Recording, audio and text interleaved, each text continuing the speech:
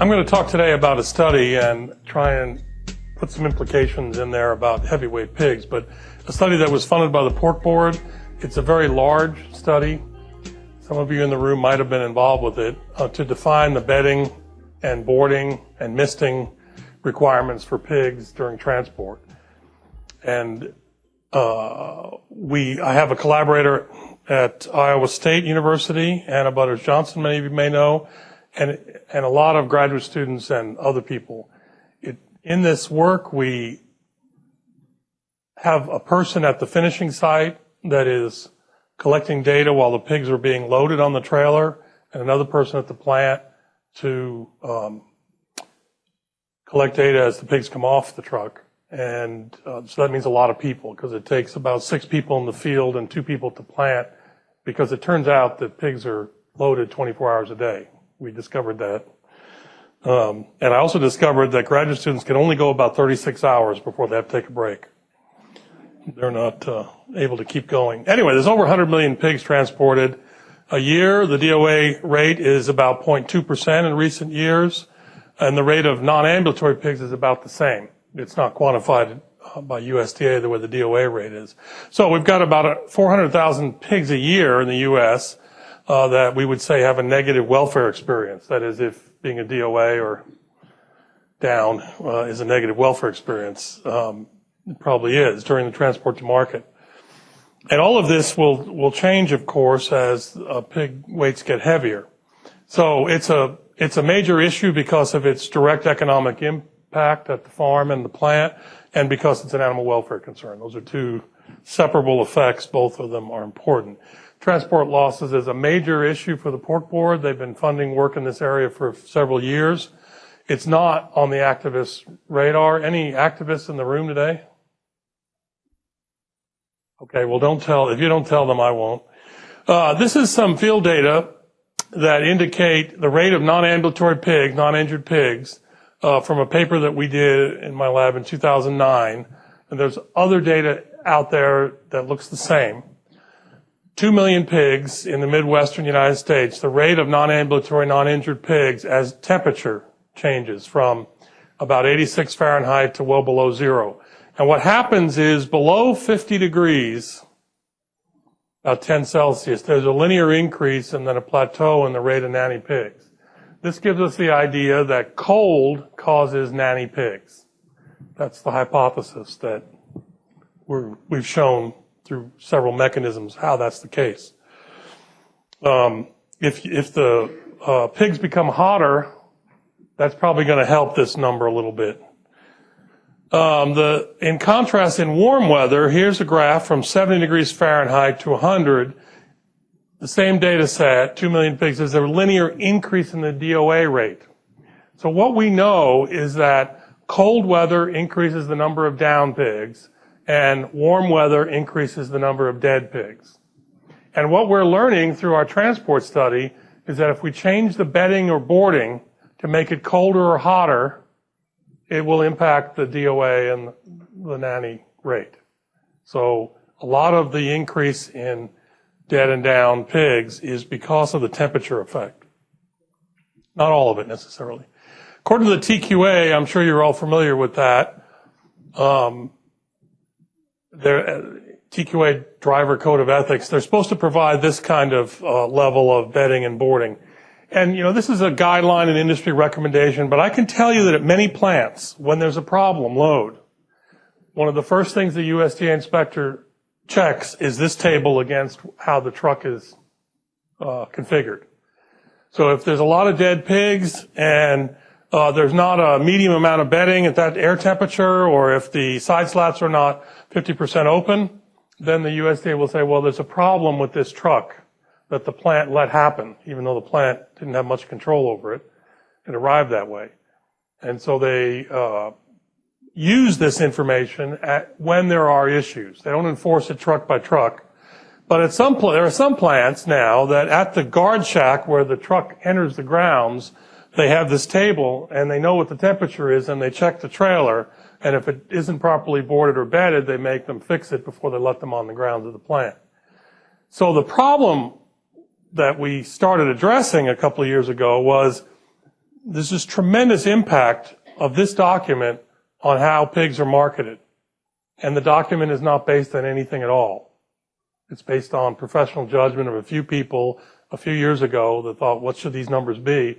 They put them on paper, and now they're being held to it. So this work was designed to get scientific evidence to say what these numbers ought to be. So we want to first define the bedding requirements of pigs during transportation in commercial settings during cold, mild, and warm weather, because we know that they're different. And in this study, let me just get this phone. There's a couple of treatments that we didn't include. We did not include no bedding or very low bedding during very cold weather. Our animal care committee wouldn't let us do that, nor would the plant. During the mild weather, we had 3, 6, and 12 bales of bedding, which is a 50-pound bale or bag. And in June and July in the summer, where it was very hot, we had 3, 5, 7, and 9 bales of bedding. So there are really 3 separate studies done with the bedding. And this is just some pictures. I'm sure you can imagine what it looks like. This is showing the dimension, how deep is it when we put bedding down and measured it. I mean, we're not talking about much. 1 bale of bedding per deck, now this is not per trailer, is only 3/8 of an inch if you spread it out. And there are lots of bare spots when you do that. And then with 6 bales, per deck, which is 12 bales on a truck, it's about an inch across 2 decks of a trailer. Sometimes 3. So that's what it looks like. This is the number of pigs that we looked at in the bedding study, 772 trailers. That's a lot of people in the field over these seasons, 100 to 300 trailers per season. We randomized assignment of bedding at the farm level. Information on bedding level, number of loads were collected. We had sensors measuring temperature and humidity on the trailers. We measured the handling methods and devices and intensity of handling on a scale of 1 to 5, 5 being aggressive and 1 being very mild. We've had representatives from all of those levels of handling. We also measured, as USDA and animal welfare auditors do, the number of pigs vocalizing, slipping and falling, and signs of stress, open mouth breathing, red skin, that kind of stuff. And we quantified documented the management aspects on the farm, because we were on many different commercial farms. It was done in 2 slaughter plants in the Midwestern United States. We're not supposed to say where they were done. We also measured skin surface temperature of the pigs in relation to air temperature with a laser infrared sensor at the plant. Again, air temperature and humidity, surface temperature of the pigs, handling devices, collected bedding for moisture content, recorded dead on arrival, non-ambulatory, and total. The primary measures in the analysis: level of bedding, air temperature, and the interaction of these measures. Ranges of condition, the load time is just interesting. Of 700 loads, we had 13 minutes to 94 minutes to load a trailer. Seems like that shouldn't be that variable in the industry, but sure enough it is. Tells you something. Transit time from 16 minutes to 459 minutes. Which you think is worse for DOA? 16, yeah, of course. Waiting time at the plant was from straight off the road onto the unloading to 198-minute wait, which is very deadly if it's warm weather. Total dead and down was from 0 to 8 per trailer, so there's no wrecks in there. Like sometimes you get a load that's got 25 dead pig. There's none of those. 0 to 8's the range. Handling intensity ranged from 1 to 5. There were 9.8 loads, 9.8% of the loads, which is 43 out of 440 where this was measured, at the finishing site that had a handling intensity of 5. And this is something that we need to do something about. Now, on some of these finishing sites, we've done something about that. And what do I mean by a 5? I mean people jumping on the backs of pigs, kicking them, poking them in the eyes with sticks. That's what 5 is. It has to be really bad for us to call it a 5. 43 loads like that. And that's what people watching them. Okay, this didn't happen at the plant. Only happened at the farm. 1 out of 29 at the plant. I mean, there was one case where nobody was watching but us. But it's more rare at the plant. Okay, here's what happened. The January, February bedding levels, the DOA, a little bit higher, 0.13, with more bedding. That's kind of weird, isn't it? And non-ambulatory rate, a little bit higher. The total a little bit higher with 12. Why would 12 be more than 6? Okay, I'll talk about that in a minute.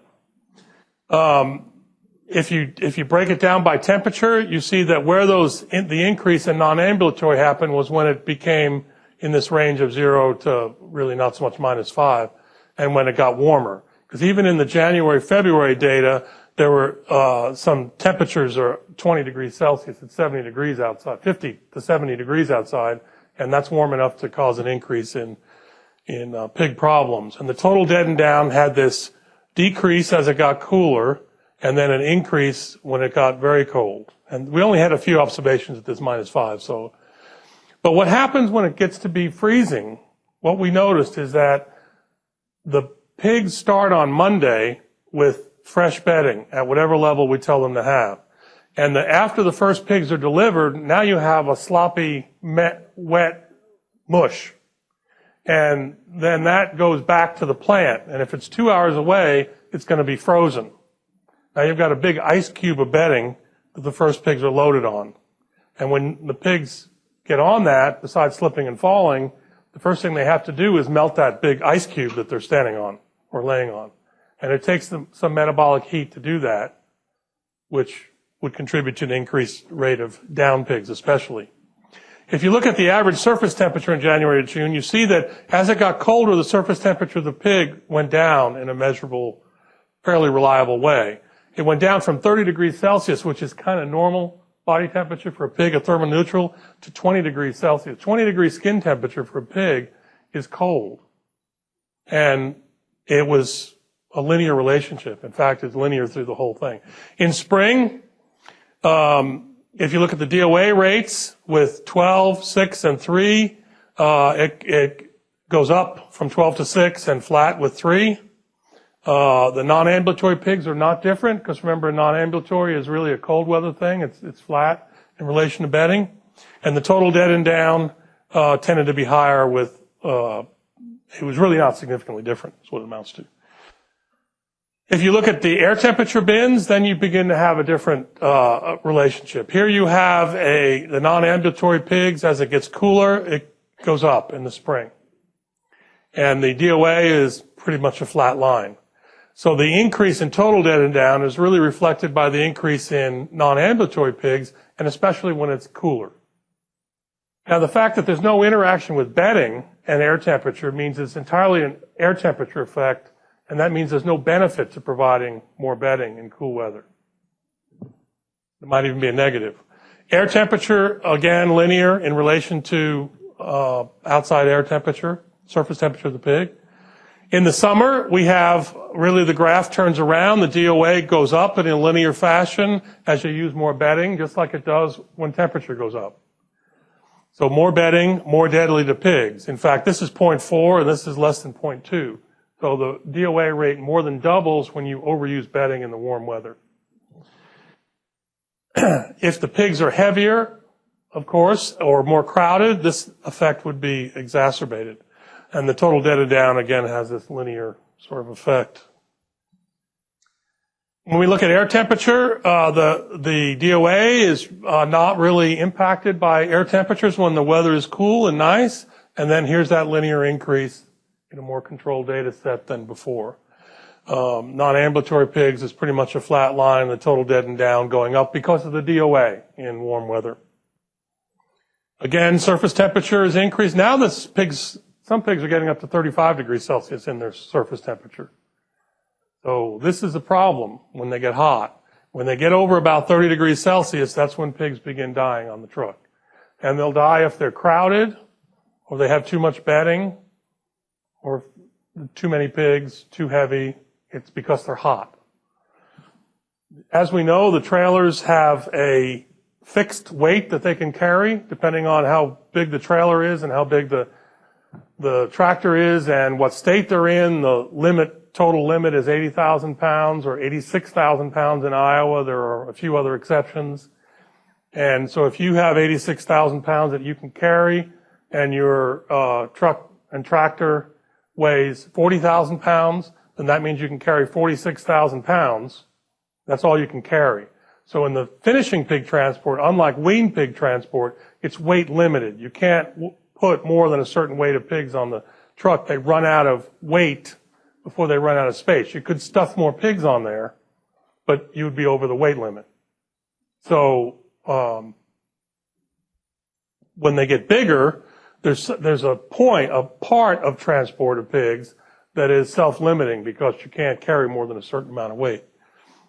That was the sideline. Okay. So then there's also a lot of difference in the amount of wetness of the bedding. This is the second load. This is the sixth load. It really becomes very sloppy after a while, which needs to be managed and is important for the health of the pigs. There's some bedding that was 73% moisture. So I don't know if that's bedding or really soup.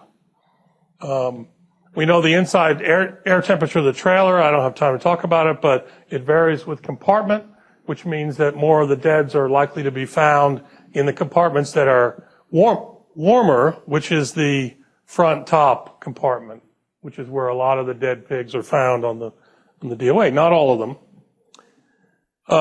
Inside trailer relative humidity goes down. This is after the truck takes off. So this is during loading, and then as it hits the road, so the humidity goes down because there's ventilation in the trailer from the movement of the trailer. We have a lot of data on this. Outside air, this is the surface temperature of the pigs and the outside air temperature across all 3 seasons. And you see that it from -5 to 30 degrees Celsius, that the outside air temperature, that the pig surface temperature went from about 20 degrees Celsius to 35 degrees Celsius. It's a very sensitive measure of the experience of the pig, its surface temperature. So in warm weather, the surface temperature explains the increased DOA. And the increased outside air temperature could be made worse by crowding the pigs or otherwise making it warmer inside. Bedding and temperature effects are additive. Okay, the interaction wasn't significant, but the effects are additive. Here's the effects. If you look at this graph here, the DOA rate, you have 3 bales of bedding in the warm weather and 9 bales of bedding in blue. And you see that at 15 degrees Celsius, there's no difference. But with 9 bales, there's more DOA. At 3 bales, there's more DOA. There's less DOA. But when you have warmer and warmer temperatures, you wind up having a very high rate of DOA if you overuse bedding because the pigs are hot, because the temperature is very warm inside the trailer. The DOA rate with 9 bales of bedding, and it's 30 degrees Celsius, which is about 86 degrees Fahrenheit, is over 1%. And with 3 bales of bedding and 86 degrees Fahrenheit, it's 0.5 or so, about 0.5%. So the DOA rate doubles in warm weather when bedding is overused. So here's the recommendations on bedding. When it's less than 32 degrees, the bedding effect was not significant, so there's no advantage to adding more bedding. Even down to 6 bales of bedding, 3 per deck. There's no data less than 6 bales, so we don't know what will happen there. We need to probably do that study. In mild weather, there's no significant bedding effect, so you could stick with 3, it'd be fine. That's not much bedding, but it's enough. And in warm weather, we don't have any data less than 3 bales of bedding, but added bedding has a negative effect on DOA as every increment you go above 3 bales of bedding. So you for sure shouldn't use that in warm weather. So the industry is overusing bedding. There's about this many pigs processed per day in the United States, and there's about 1,200 trailers using bedding every day in the United States. So that's if you use 3 extra bales, and people are using more than 3 extra bales, it's $22,000 a day or $4 million a year the industry is wasting on adding extra bedding. Then if you count the increased dead and down rates with this, it adds another $6 million a year. So really the industry is wasting about $10 million a year by overusing bedding. This is a study that we did that paid for all the other studies I've ever done in my career. So cold weather increases non-ambulatory, warm weather increases, and no interaction, although the effects are additive. Now, I wanted to, and pig surface temperature changes with air temperature. I wanted to give you some preliminary data on boarding, because that's what we're studying now. We collected data in the spring, and we're going to collect data more in the fall.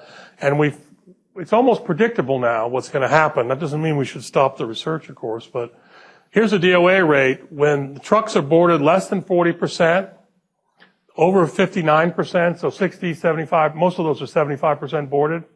When the trucks are 79% boarded, 75% boarded, compared to 50 and less than 50, 25%, the DOA rate increases.